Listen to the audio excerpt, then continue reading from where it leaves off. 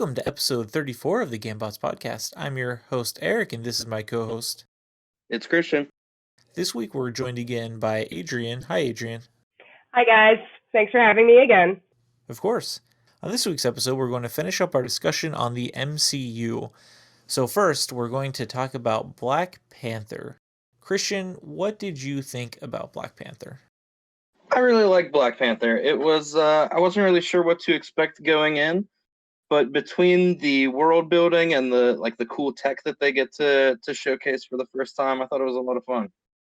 There's a couple things I really like about Black Panther. One of them is I do really like Michael B. Jordan as the villain. And like you said, I like the cool tech and I like the African inspired art style. But there's a couple parts of this movie that just make me lose interest and I think hurt it overall. What about you, Adrian? What do you think of it? Upon the rewatch, I forgot that I didn't give this movie a chance, I guess, when I first watched it, because I did enjoy it, but there is some issues that I had with it, as you did too. It was a beautiful film. The cinematography is unbelievable in this movie, and also the colors, everything else visually, to make the film visually spectacular was there. However, the few issues that I had, it didn't feel like a comic book movie for me. It didn't feel like it was kind of part of the MCU, and that's where I was having my little issues with it. I agree with you on that point. I thought the Busan scene felt like a comic book movie. And maybe that's why some people like this one so much is because it's not a stereotypical comic book movie, but for it being, an MCU movie, I feel like it should have some of those tropes.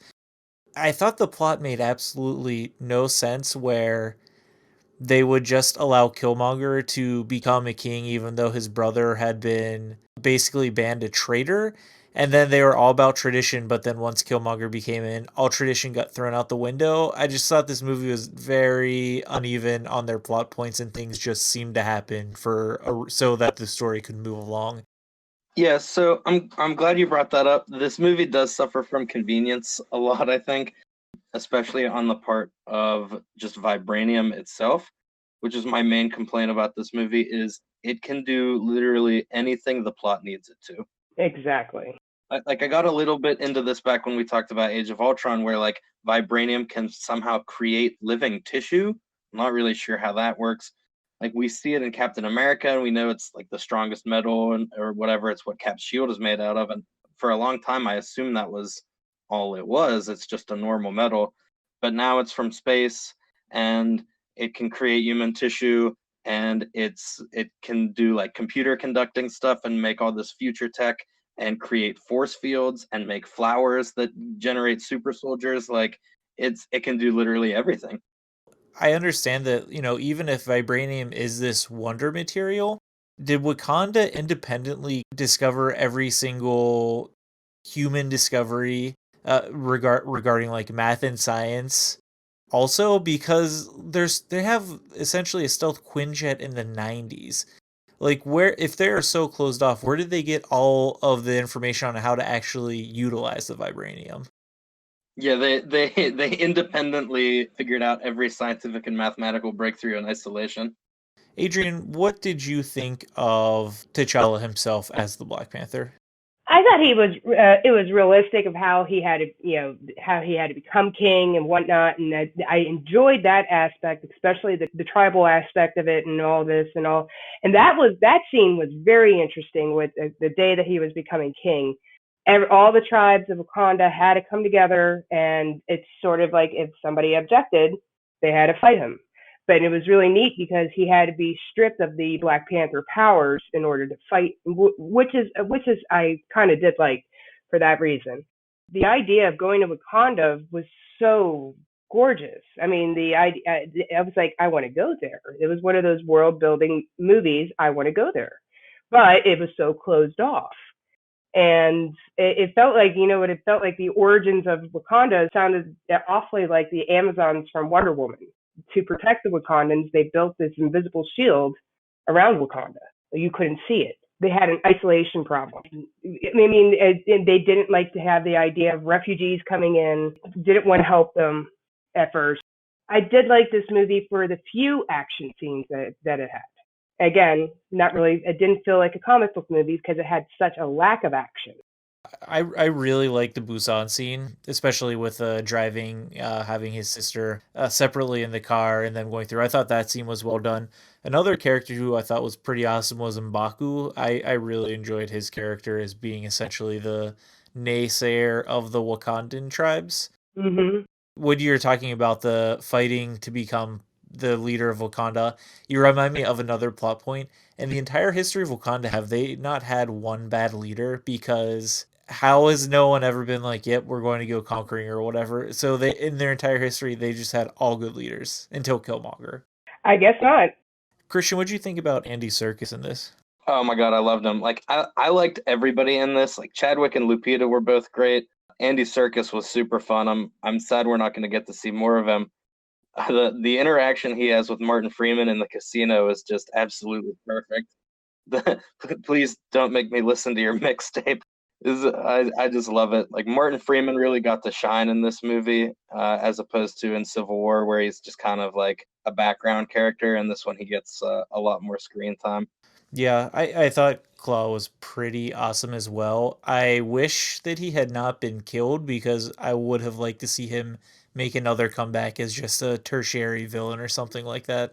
What did you guys think about the final battle scene? The first time we watched this movie, the projector actually broke, so during the battle, the colors were all wrong.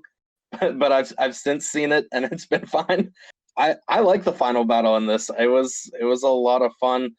The one-on-one fight between T'Challa and Killmonger was less exciting than like the outside, like full scale battle, but it was fine. I did actually like the open field battle scene, and it really was a precursor and I think maybe a test for the Infinity War battle scene because, it takes place in the same area and they have a lot of the same tech in use. Yes, I agree too. Oh, on the topic of Martin Freeman, just briefly, there is a deleted scene from this movie that I feel like is a shame didn't actually get included because I think it's Martin Freeman's best scene in the movie, which is just before it's right at the end, just before T'Challa's going to the UN to like unveil their country for what it is, and Martin Freeman comes up and like tells him good luck in Wakandan, and they kind of like laugh at him because he butchers it, and he's like, "Hey, it's getting better. It's getting better." It's just it's a very nice moment between like all the characters that shows like how they've grown and developed. I'm just bummed out it didn't get included into the movie, but you can find it on YouTube pretty easily. The next movie released in the MCU was Ant-Man and the Wasp. Adrian, what did you think of this one? I kind of, forgot about it as soon as I watched it. Again, it was riding the coattails of Infinity War, and I think what was happening in this movie is that they had way too many storylines happening with the idea of trying to save Janet, the Civil War fallout, and then all of a sudden this ghost character appears. And why was Walter Goggins in this movie at all? Like, why did this movie need to get made? That's exactly what I have in my notes. Is it's a surprisingly full movie. Like it's not as jam packed as Civil War was, but there's still a lot of like conflicting plots going on here. And there's no true villain, which I think hurts the movie. Yeah, agreed. But I think this is actually a good movie to come out after Infinity War. Ant-Man and the Wasp is a good palate cleanser. It's a comedy after the intensity of like the snap and the ending of Infinity War. I think it's a good way to refresh audiences before you go back out into the cosmic universe with Captain Marvel. Yeah, I mean, we had kind of talked about that last week. The original Ant-Man was kind of the same way, coming out between Ultron and Civil War. It was a nice little buffer. One thing I did like about this movie was I like that we saw the fallout for Scott Lang of basically abandoning Hope and Hank Pym and then basically just hating him. And then we actually get to see the fully realized version of Hank Pym's tech with being able to shrink buildings and everything, and then the implications that all of it has on Endgame. But I'm with you guys. Like, I think this is just an okay movie. Yeah, I think it's fine for what it is. It's not bad. right? I think it's just really overshadowed by the fact that like everything coming out around it was so much better. It's a fitting sequel to Ant-Man. It's just as if not more ridiculous, but it kind of brings you in on the silliness instead of having it be at odds with everything.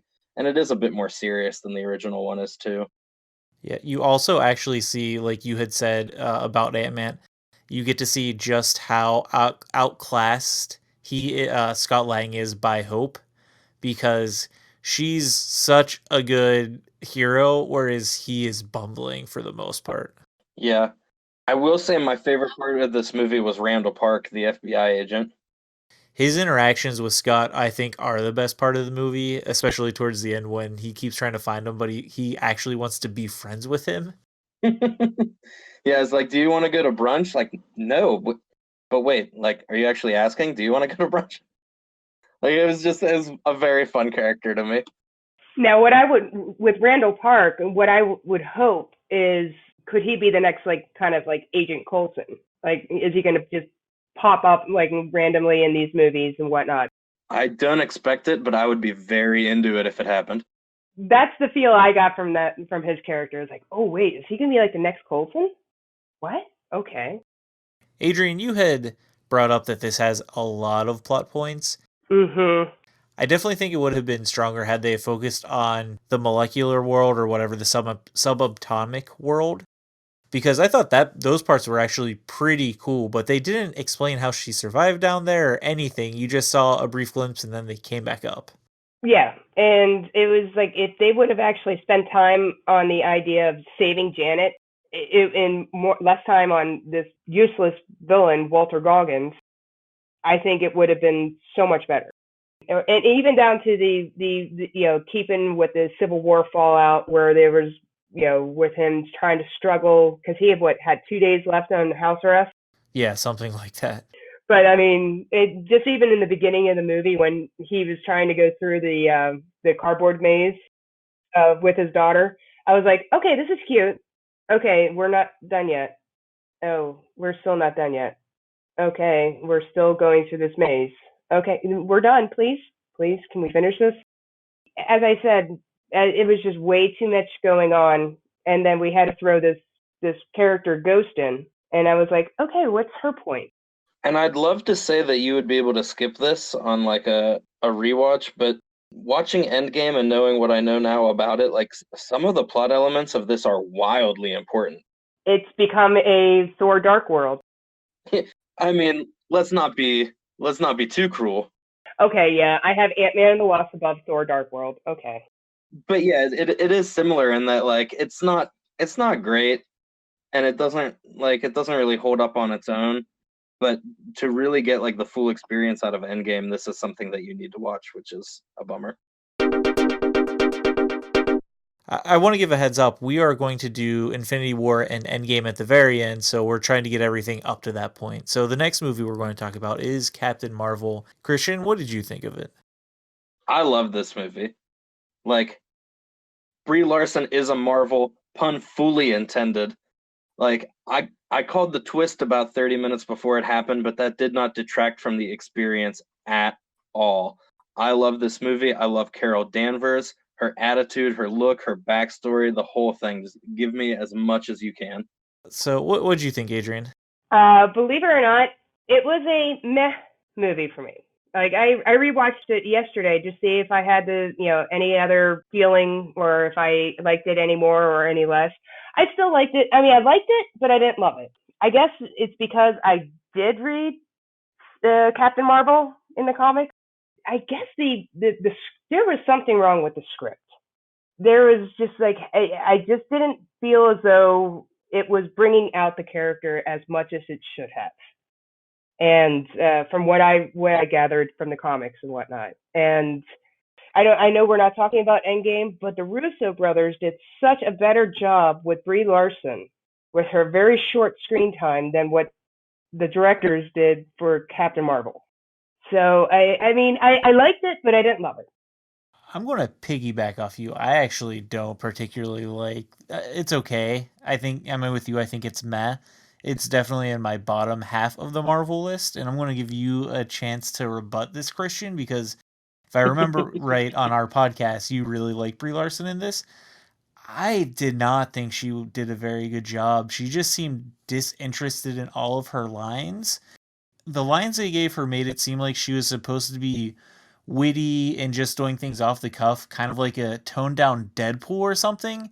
But all of her deliveries for those fell flat, and it kind of took me out of the movie. And I was not a fan of her as Captain Marvel in this one. Yeah, see, I thought the exact opposite. I felt like I don't know what it was. I just felt like she hit those lines perfectly. I guess disinterested is kind of where I put her as a character. Like she's had her entire past taken away from her, and she's just kind of playing it by ear. And so the attitude that she assumed in the movie, I thought was perfect. I thought it was spot on for where she should be. One character I think we both agree that we liked is I really liked Talos, and I did not actually see that twist coming until it happened. So I thought that was pretty cool. I thought he was good. I'm hoping that they have more of them, and I like that they sort of subverted my expectations by having the Skrulls not be the bad guys. Yeah, he was absolutely the real star of this movie. Ben Mendelsohn, he was so good as Talos. He went all in. That scene in the living room where he's talking about like don't go all jazz hands in your friend's house, like he's sipping on that drink. It was so funny. And he plays it really well. He takes the character from being a perceived villain and maybe not being great at it, but like he's definitely supposed to be a bad guy to being almost a hero and maybe an anti-hero. He's a complex and he's a multifaceted character, and Mendelsohn really plays that well. Like I really can't say enough about his performance. Yeah, and on top of that, Samuel Jackson was good, but this is really the first huge use of de aging that we saw. What did you guys think of that? Coulson I thought was great. Samuel L. Jackson was it took a little bit for me to, once I got used to looking at him at that, I was like, okay, this is actually good. It was very fun to see Coulson in an MCU movie again. I really enjoyed that just on principle. But the de-aging tech was pretty cool, especially because it got to be displayed the entire way through the movie instead of just being like a little gimmick at the beginning or in a flashback or something. So it was nice to see that they've come such a long way that it could be a feature the entire way through. What did you guys think about the plot on this one? I thought it was a cool idea, but I didn't think it was paced the best, and I thought it kind of fell flat for parts of the middle. But I did like hearing about having Ronan the Accuser sort of come back into the picture. I like the idea of her going back to Earth, and you're finding about the origin story. I think Amnesia stories are a little bit overdone, so I wish they had done something different with that. But overall, I thought the plot was good. I just wish they had paced it better. Yes, that's where I can probably agree with the idea of the script and the pacing and the direction.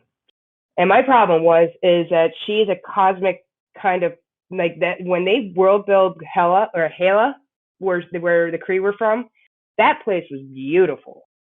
And I guess it was actually said with the other Kree warriors, and they go, "Oh, you ever been to I forget what they called Earth."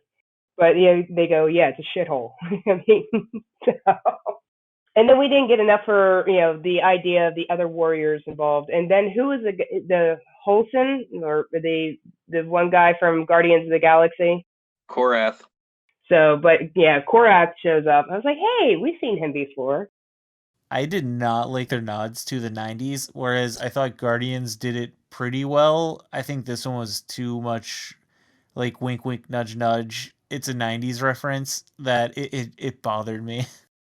In growing up in the 90s, I have a feeling I'm a little older than you guys. And so I was in high school during the 90s. And so it's fresh in my mind pretty much. And yeah, it was like kind of like she's wearing a grunge outfit, and that when she actually went into full power, that song choice was I as I said, I watched it yesterday and I still eye rolled. I rolled with I'm Just a Girl. Gwen Stefani was a bit much for sure. I didn't mind most of the other music choices. Like you had mentioned before about the lunchbox being like a 90s reference, like that didn't really bother me at all. But Gwen Stefani was a bit much for sure. I felt like this was the ultimate hype movie for Endgame if you hadn't seen Infinity War in a while, because after I saw this, like this is the movie I watched where I was like, I can't wait for Endgame. I'm going to watch all the movies. Like it did get me pumped up for that. So I will give it that. That's what I kept on telling people at the box office, and they go, "How was Captain Marvel?" It's like, if anything, it's going to get you pumped up for Endgame. And we forgot to mention Goose the cat was another MVP too. What did you guys think of Goose? What did I think? I want a Flurkin. Yeah, I think he may have been my favorite like character. Well, no, Talos was, but Goose was awesome, and I love that that's how Nick Fury lost his eye. That was another good thing about this movie too. It's like all throughout this movie, you were like, "Is this how Fury loses his eye? And wait, is this how he? Wait. Nope, nope. Oh, he gets his eye scratched out. Oh, Yeah, they had so many false flags about it. It was like Hot Tub Time Machine.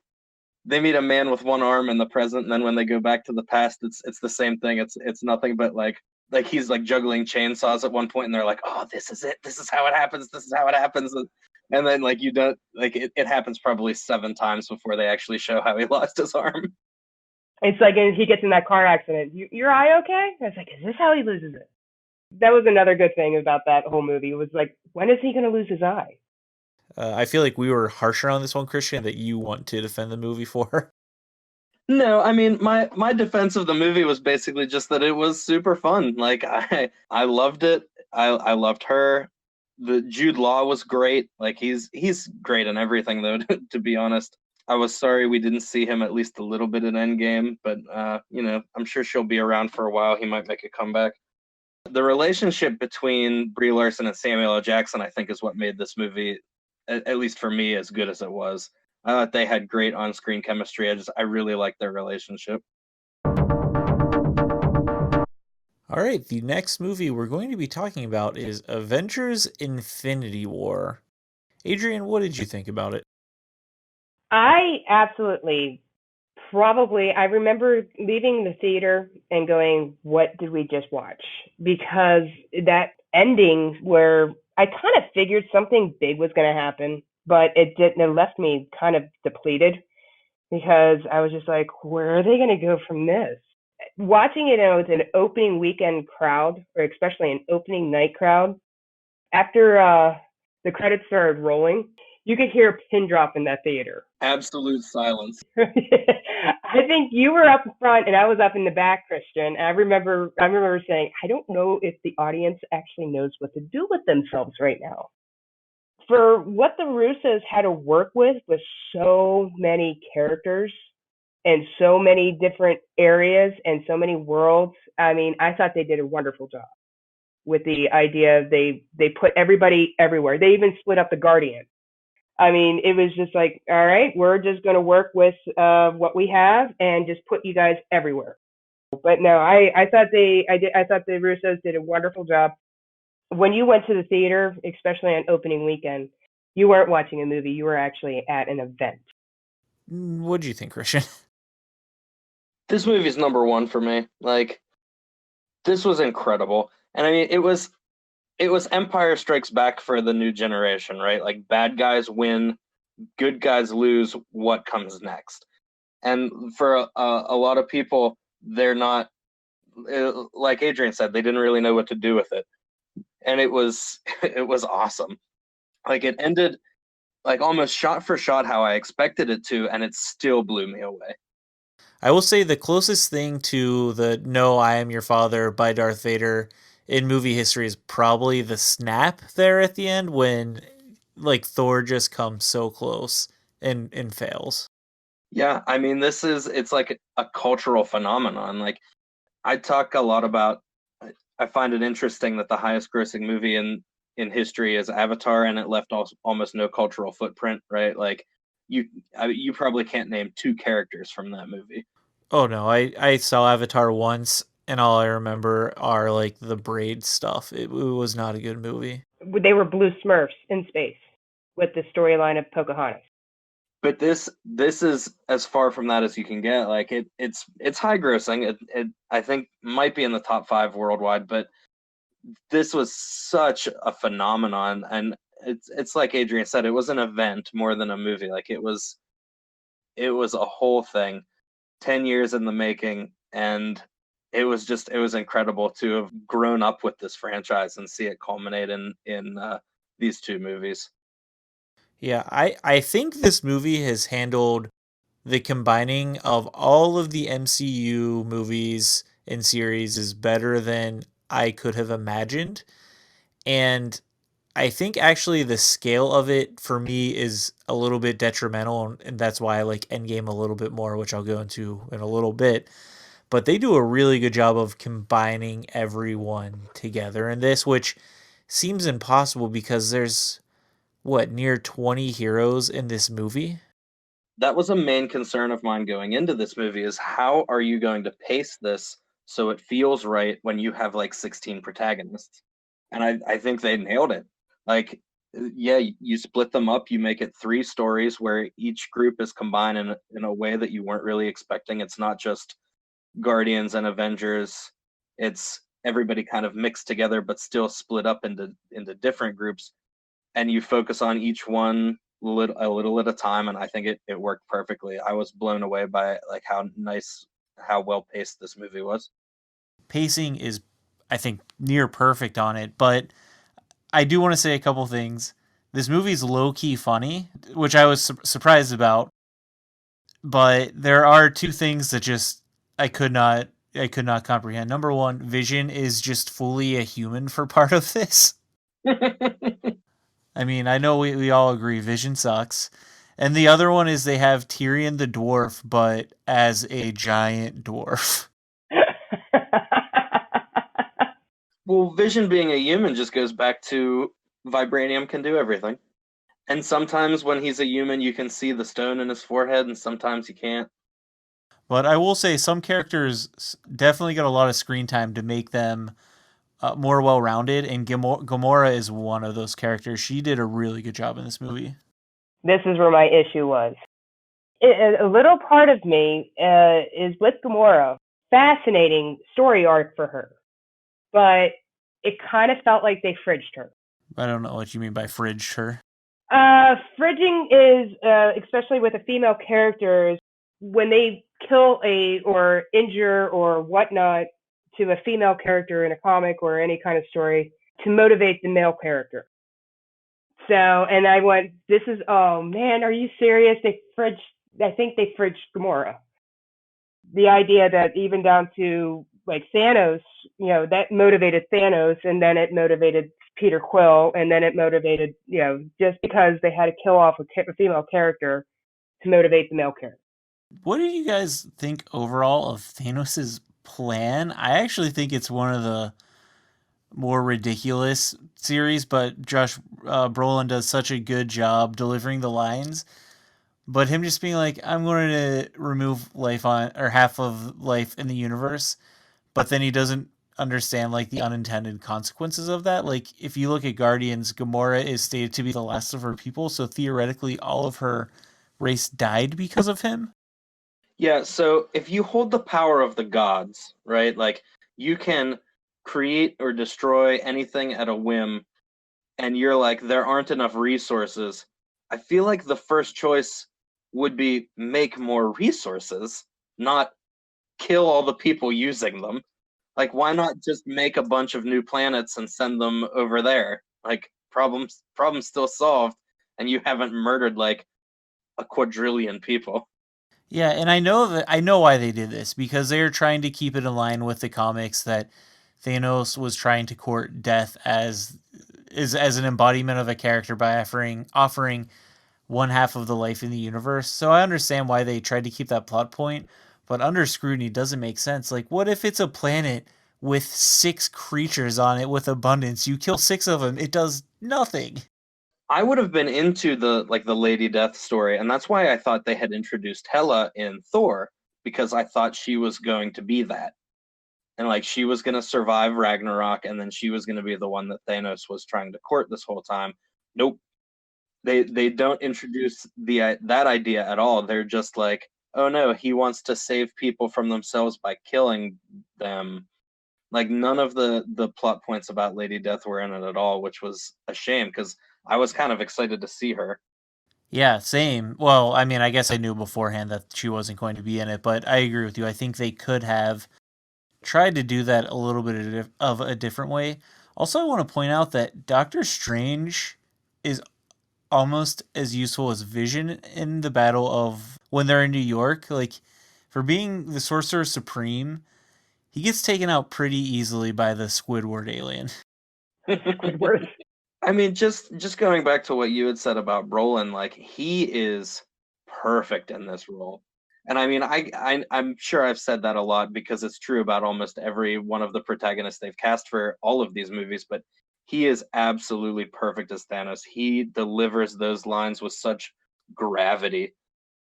What I foretold came to pass, and sometimes the hardest choices require the strongest wills. Like like those are lines you have to deliver with like an amount of arrogance and gravitas, and man, he crushes it. Yeah, and on Thanos, I really like Thanos in Infinity War more than I do in Endgame. And I think part of that is in Infinity War, Thanos is basically a force of nature because he has the stones, right? You know he's going to win. It's just waiting to see how it happens.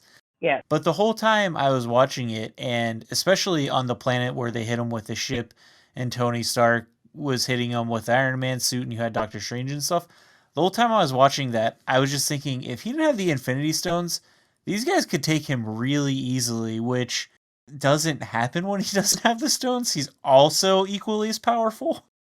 Well, I know the Russo brothers have said that he's the strongest character that's ever appeared on screen. They said he's stronger than the Hulk, just alone by himself.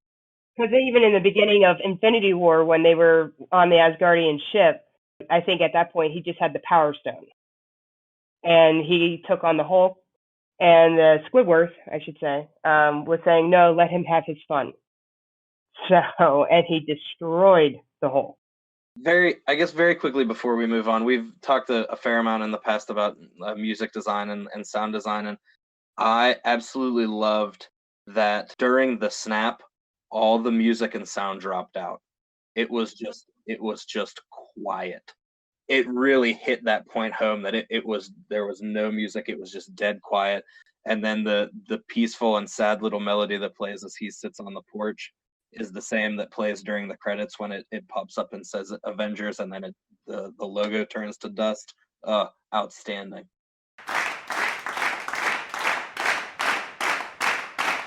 All right, and finally we're to Endgame. So there are spoilers here if you have made it this far. And if you haven't seen Endgame yet, you're probably not going to want to listen to this part of the podcast. I will say I really enjoyed Endgame. It's not one of my top Marvel movies, but it met all expectations I had for it.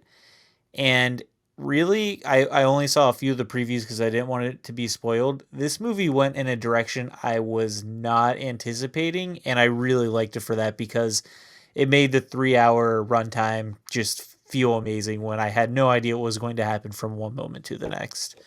What did you think of it, Christian? I put this at my number 2, right below Infinity War. So when I watched it the first time, I was a little iffy. I was a little torn. I remember telling people I never expected Infinity War to live up to the hype, and it did. And I never expected Endgame to live up to the hype, and it didn't. But I've watched it now 3 times, and I've revised that. The more I think about it, the more I watch it, the more I enjoyed it. Like, I really, really like this movie. What about you, Adrian? I will actually flip because upon rewatching Infinity War, it moved up, and then to number 2, and then I will say that Endgame is actually my number 1. Yeah, so I mean, it was just the fact that I guess when I was watching it the first time, I guess it was the idea that I had all this hype underneath me, and but the second time is when it hit me emotionally. Like my friend Laura, who I took to the theater on opening weekend, looked over at me and she goes, "You're crying." I was like, Yes, and I know that scene was coming. So, and I'm still getting tears coming down my face. And she goes, and she even said, she goes, I've never heard a comic book movie so many sniffles. I was like, oh yes. So, but it was just the fact that I think what it did for me is that I had all these expectations, and I believe I could say that they shattered them for me. And I actually had the idea that they were going to use, okay, spoiler alert, time travel, but and then I was just wondering how are they going to do this? What I really liked about this movie, and I alluded to it earlier, was it felt smaller than Infinity War for a majority of the movie. Where Infinity War, you're jumping throughout the galaxy with all the characters. For this one, you basically had the original Avenger cast with Ant-Man, and I think that it helped the movie's narrative going forward, because when you split into teams, you only really split into three teams, and you didn't have as much going on until the very end when everyone comes back, which I actually really enjoyed about Endgame, and it's why it's higher for me on the list. Just because I felt like characters really got time to breathe. Captain America is great. Iron Man's great. Fat Thor is my favorite character in the MCU. They are releasing a Funko Pop of him, and I pre-ordered it, and I've never bought one of those things. I didn't really care for Fat Thor. Really? Yeah, it was fine. It was shocking. It made sense from a narrative standpoint. I wasn't expecting it, and it was very jarring. It's one of the things that I enjoyed more the second time. Once I like, same. It was that and Professor Hulk. I enjoyed both of those things the second time because I knew they were coming. The first time, I think they just rocked me back so hard I didn't really know what to do with it. The thing I really like about Thor is he is the one character that has gone through the most throughout the entirety of this. He starts out as the golden boy, loses his mom, loses his dad, loses his planet, loses his brother, and then loses his godlike physique. I mean, and it was all because he didn't go for the head, and then when he went for the head, nothing changed. So it got worse. He fell into alcoholism, found it, he just didn't care anymore. Yeah, he entered a depression. Yeah, I won't go too much. I thought he was hilarious in it. I thought it was probably the best story arc throughout the entire 22 movies. That was probably the conclusion of that story arc, and then how they made him into that third act and what he looked like was fantastic. With the braided beard, hair kind of pulled back in a half ponytail. I was like, you look like the actual Thor from the comics. Can we talk about how lightning magic works in that, where lightning struck him and it braided his beard? Now that I was into, I liked that. I liked the lightning braid, and I did like what he looked like during that final confrontation. Like that was okay, but when he was in Big Lebowski mode, I was not quite as into it. I did like where they asked, "Is he asleep?" and Don Cheadle said, "Nah, man, I'm pretty sure he's dead." Let's try and go through this a little bit chronologically, just because there's so much to cover here. One of the great scenes for me really was the opening with Hawkeye's family. I thought that part was chilling. Yes, very rough. Like that opened up, and it was him with his daughter, and I was like, "Oh man, what a strong place to start." And you actually said, Christian, I remember you saying, oh, they're starting there. We're starting here. Oh no. Hitting immediately. Like, oh, did you forget what happened in Infinity War? We're going to remind you. The first hour of this movie is basically just everything's dire. It's depressing. Yeah. And then watching Tony Stark and Nebula on the ship, I was just like, oh no. Yeah, like them both thinking they're gonna die, and then we see Hawkeye's family dying, and then we see Scott Lang coming back and like having to grapple with what's gone on in his absence, and like Natasha's just kind of grasping at straws for leadership of the people that are left, and Captain America's running a support group. Like it's rough. And then you see the glimmer of hope with Scott Lang. Tony has a family. He's really the one. Brait spot of it, and the whole time you just know something's bad going to happen to him, which also makes it its own sort of sadness. What did you guys think of the element of the time heist? I loved it, and because they even went with it too. We're gonna make we're gonna address it, and guess what? We're gonna make fun of it too. I absolutely loved it. I loved parts of it. So this is another thing that I liked more the second time around. The first time, I love Doctor Who, and point of order, Time Heist is an episode of Doctor Who, but beyond that show, time travel never really works for me as a plot element because it never the implications and the structure of it never really work out the way people think it's going to. Putting that aside, on the second and third rewatches, I did like it a lot more. The main thing I liked about it was being able to see kind of like behind the scenes footage of previous movies. You got to see how Hydra got the scepter. You got to see Robert Redford make an appearance in the lobby of Stark Tower and be like, "We want the cube back," and struggle for jurisdiction and that kind of thing. So it was neat to see kind of like fill in the blanks of things that had been cut from previous movies. I enjoyed that a lot. Yeah, that was actually my favorite part of the time heist. I think was them going back to post Battle of New York, with Ant Man, especially Captain America meeting his old self and Ant Man telling him that that's America's ass, and then him fighting him and Captain America going, "I can do this all day," and you see just the older Captain America just exasperated with like the earnestness of it. But I'm with you, Christian. I do appreciate that they really tried to explain the science behind the time traveling parts, and I was really worried this movie was going to lean even further into the time travel than they did, which they did pretty heavily. And I like that they pointed out every movie that this wasn't like. But at the end of the day, it's such a convoluted plot point that it does mire it a little bit to me. Well, they went out of their way to explain how time travel doesn't work, but I felt like they never really established how it does work. Because so what they're essentially saying is when you go back to the past, you're creating an alternate timeline, right? Like you're not affecting your own future. Like you can't like act yourself out of existence. But if that's the case, then like and I don't want to jump around too much, but if that's the case, then Captain America should not be on that bench at the end. He should be in another timeline. So I looked through this one, and the idea was this: that he went back, lived through an alternate timeline. Once he reached that point, he then hopped back to this timeline, which really is a different reality at this point, and waited at the bench. That was the best explanation I could find for that one, but I agree, it did not make a ton of sense. All right, well, yeah, at least that's reasonable then, because I was really like, no, like it's the logic isn't even internally consistent. But if we're gonna say that, then that like skirts the rule, I guess. That's okay. So the idea of the reverse time heist then of Cap has to go back and put the stones back where they were.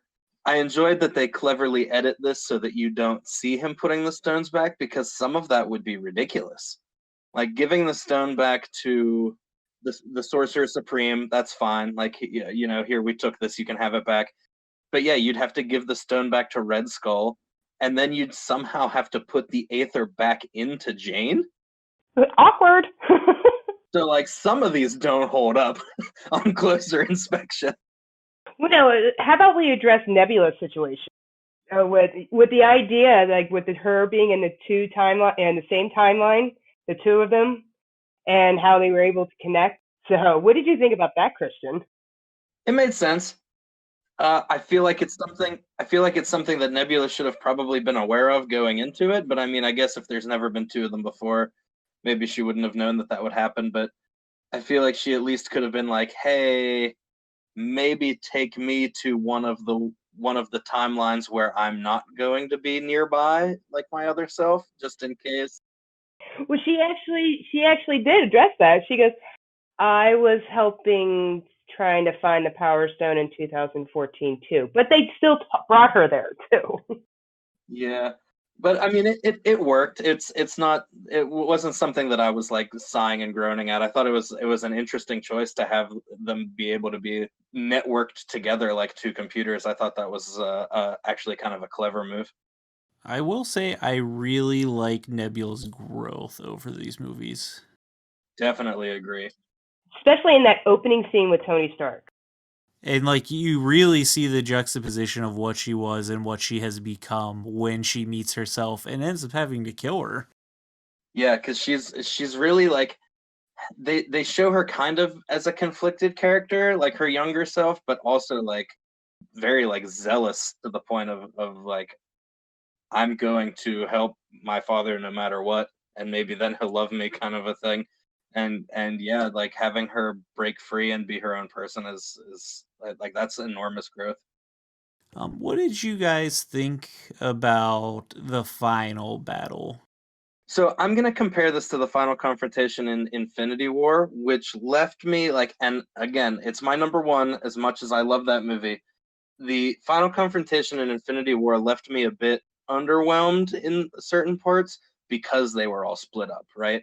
Instead of one final confrontation, we had to have two. We had to have the Guardians fight him on Titan with Tony and Spider-Man, and then we had to have the Avengers fight him in Wakanda as two different fights. And that was fine. That was a good way to handle it. Like it addressed the pacing issues that we were afraid of. But the final confrontation in this, oh my God, it gave me everything that I've ever wanted from any of these movies for the past 11 years. It was sublime. It looked like you were like when you were looking at it at the screen, it was like a 2-page comic book layout. Like that's what it looked like. It was just like wow.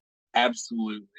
When those portals opened up, I died and I went to heaven and then I came back into my body and finished watching this movie. That part was amazing. Like as devastating as the snap was, like that scene when Captain America's sitting there, you hear Falcon radioing him in, and then you just see you see the Asgardians, you see the monks, you see You see the Guardians come through. that is amazing. Yeah, and it was like it was people that weren't even in Infinity War. They went and they grabbed everybody who's been in a Marvel movie since the beginning to come through one of those portals, and it was so satisfying. Even Doctor Strange asked Wong. He goes, "Did you get everybody? You wanted more?" As much as Thanos was a force of nature in the Infinity War, you saw that this was his reckoning. Like the universe has responded to him. Just to back up a little bit, Captain America wielding Thor's hammer, pretty awesome and a really cool callback to Age of Ultron. Yes, for sure. Yes, and then him saying, "You, I knew it." That was the scene. Like in Infinity War, I was in the theater for opening night when Thor came down and had the axe and he landed in Wakanda. Everybody started cheering. When Cap showed up in that train station, everybody started cheering. But in this one, when Cap summons the hammer, when he wields Mjolnir for the first time, that was the one. That was when everybody lost their minds. I will say this took the top spot for me as far as score goes because they did such an outstanding job with the music of this, weaving in all the different characters' themes from the different movies and the different storylines and things throughout the years. Like when Captain America shows up on screen, you hear the Captain America march, which is not something we got in Infinity War. When he showed up for the first time, we got the Avengers theme, which was kind of just played throughout. But in this one, you got each individual character's jingle throughout the movie. When you saw Ant-Man, you got the Ant-Man theme. When you saw Iron Man, you got the Iron Man theme. When you saw Thanos, you got the Thanos theme. Like it was, and none of them were individual. They were all kind of just woven throughout each other. It was fantastically done. Like you even heard the Captain Marvel theme. Yep. And speaking of callbacks, how great is the final line where Tony Stark says, "I am Iron Man," and then Oh, snaps. I think that was another time where the audience lost their minds. But then there was the repercussion afterwards. On the flip side of that, then the sad scenes at the end of Infinity War were met with complete silence from the music, whereas the scenes at the end of this got like an overwhelming, like very sad score behind like the funeral and the saying goodbye to Tony scenes, and I think that kind of punctuated that this was still a victory, even though like it came at a cost. My favorite scene in maybe all the movies was the all-female charge. Oh, please.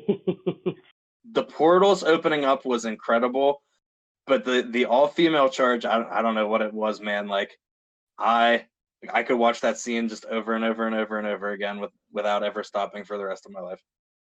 I think I lost. I was like with Christian. I think what it is that the second time I watched it, I actually got emotional over it because it was the fact that all my, when I was growing up, I never had a female, I guess a female superhero to look up to.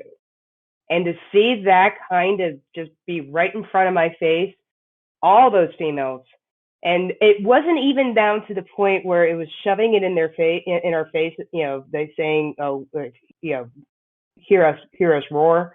It was just a few seconds. I'm saying it was just a few seconds that I needed when I was a kid. So that it was just, I'm getting actually choked up just thinking about it now because that is something that I always wanted when I was growing up, and I finally was able to see it. And I think the power of it comes from it's not just boom, they're all there. Like they just kind of land one at a time, and they each get their own like half second moment to be like, all right, now I'm here, and the camera keeps like zooming out, and they just keep coming. Oh man, it's great. Well, and then it was just a line too, saying like Peter goes, "How are you going to get through that?" And then who is it? Okoye goes, "She'll have help." And I went, "Oh wow!" And that's when it pans out to all of them. Are like, "Oh, okay, I'm in." So I'm going to move this into the real elephant in the room. Did Captain America make out with his stepniece in Civil War? We don't speak of this. So this is what I mean when I say things like time travel has implications that nobody thinks about. Because I think the answer is yes. Yeah, I mean, when they showed him dancing with Peggy Carter at the end, my initial thought was not, good for him, he finally got the rest. My thought was, wait a minute, did he make out with his granddaughter? And then I had to look it up. It's like, no, it's his grandniece, hopefully by marriage. So I had a similar thought. I did not go immediately to Sharon Carter. My thought was, did he steal that woman's family from her? Because Peggy Carter has like a husband and children, I think, in the real timeline. So like unless yeah, I mean time travel's always crazy. Like unless it was always him, he for sure like stole part of her life away from her. Was he in the shadows this whole time? That's kind of creepy now. And on a strong note. Time travel, man. Lingering mysteries, I guess. Is Loki still alive?